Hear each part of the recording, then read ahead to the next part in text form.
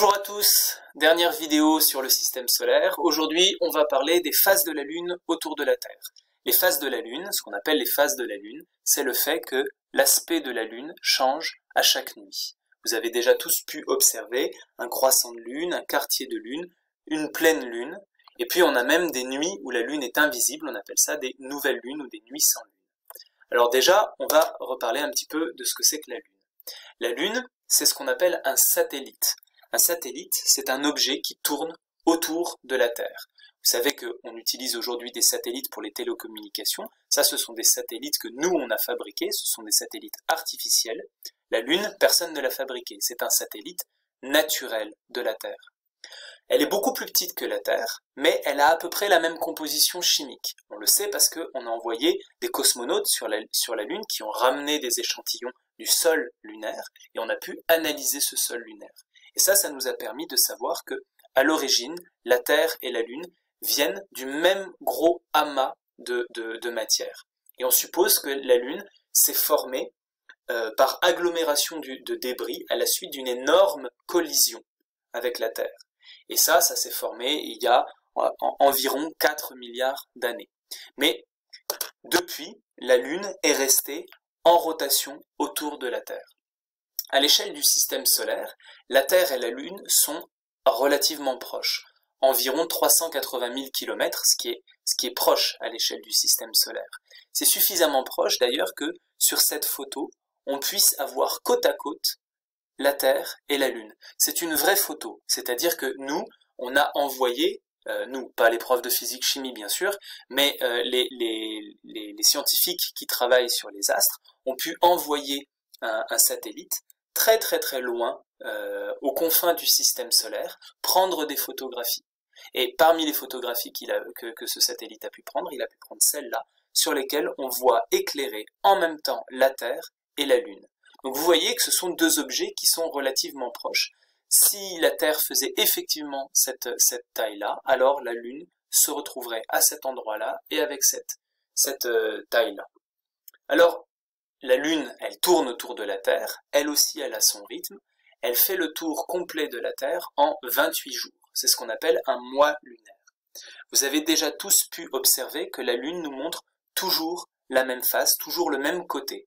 C'est ce qu'on appelle la face visible de la Lune. Pourquoi cette face est-elle visible? Ici, vous avez une photo qui n'est pas à l'échelle, mais qui vous explique un petit peu pourquoi est-ce qu'on peut voir la Lune et pourquoi est-ce qu'elle est si brillante. Ici, ce qui manque sur cette photo, c'est la position du Soleil. Si vous réfléchissez un petit peu, vous pouvez deviner où se trouve le Soleil en regardant l'éclairage de la Terre. Pour que la Terre soit éclairée de cette manière, il faut que le Soleil se situe de ce côté-là, à droite, ici. C'est de cette manière que toute cette portion de la Terre va être éclairée et que cette portion ici ne va pas être éclairée. Donc, les personnes qui habitent de ce côté-ci de la Terre, pour eux, à ce moment-là, c'est la nuit. Et s'ils regardent le ciel, ils peuvent observer la Lune. Et vous voyez que la Lune, elle aussi, n'est éclairée que d'un côté, c'est normal, puisque le Soleil se situe de ce côté-là. Et donc, qu'est-ce qu'on voit? On voit la face de la Lune qui est éclairée par la lumière du Soleil. Et c'est cette lumière qui est réfléchie par la Lune qui arrive à nos yeux.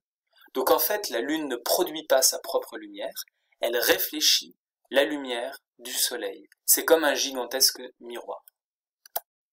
Alors, au cours de sa rotation autour de la Terre, le Soleil, on va considérer qu'il va toujours être positionné de la même manière, pour simplifier les choses. Ici, sur ce schéma, pour changer, je l'ai mis à gauche. Il envoie ses rayons comme ça, vers la droite.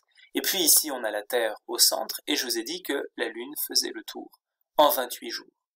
Qu'est-ce que vous observez? Vous observez que au fur et à mesure qu'elle tourne autour de la Terre, ça va pas toujours être la même partie de la Lune qui va être éclairée et qui va être tournée vers la Terre. Nous, ce qu'on peut observer depuis la Terre, c'est la portion de la Lune qui est orientée vers nous, cette portion-là, ou cette portion-là, ou cette portion-là. Et vous voyez que la Lune, elle n'est pas toujours dans la même orientation par rapport au Soleil, et que donc, elle ne va pas être toujours éclairée de la même manière. Donc, son aspect va changer. Imaginons par exemple qu'on ait un observateur qui se trouve à cet endroit-là, dans cette configuration de la Lune. Je l'ai schématisé par un petit œil. Vous voyez que le regard de l'observateur, il va pouvoir ici observer toute cette portion-là de la Lune, qui ici est complètement éclairée. À quoi, à votre avis, va ressembler la Lune vue depuis la Terre? Pour trouver ça, il va falloir faire preuve d'imagination et imaginer qu'on se trouve dans la position d'un bonhomme sur Terre qui a le regard qui regarde au loin et qui va vers la Lune. Ici, on ne peut voir que cette portion-là de la Lune qui est complètement éclairée, donc l'observateur va pouvoir constater une pleine Lune. Si par contre, on se trouve 7 jours plus tard, ici, vous voyez que la Lune, elle a continué sa rotation autour de la Terre et qu'elle se trouve dans cette configuration-là. Elle n'est pas dans la même configuration, donc elle n'est pas éclairée de la même manière, et donc son aspect va changer. Si on est dans cette configuration-là, cette fois-ci, vous voyez que le regard de l'observateur, de la gauche vers la droite, ne va pas voir la même chose. Ici, la Lune est éclairée, et ici, la Lune n'est plus éclairée. Donc si je suis toujours ce même bonhomme imaginaire et que je regarde le ciel, je vais pouvoir voir une Lune dont la partie gauche va être éclairée, ici que vous voyez que la partie gauche est éclairée, et dont la partie droite n'est pas éclairée. Ici, la partie droite n'est pas éclairée. Et puis si je me mets dans une autre configuration, ici, vous voyez qu'on va être dans un cas un petit peu intermédiaire. Ici, l'aspect de la Lune va encore changer. Ici, le regard de l'observateur, il va pouvoir aller de ici jusque là, en suivant le port de la Lune. Donc ici, il va pouvoir voir toute une large partie de la Lune qui est éclairée, mais ici, la Lune cesse d'être éclairée, et il peut encore voir toute une portion qui n'est pas éclairée, qui est noire.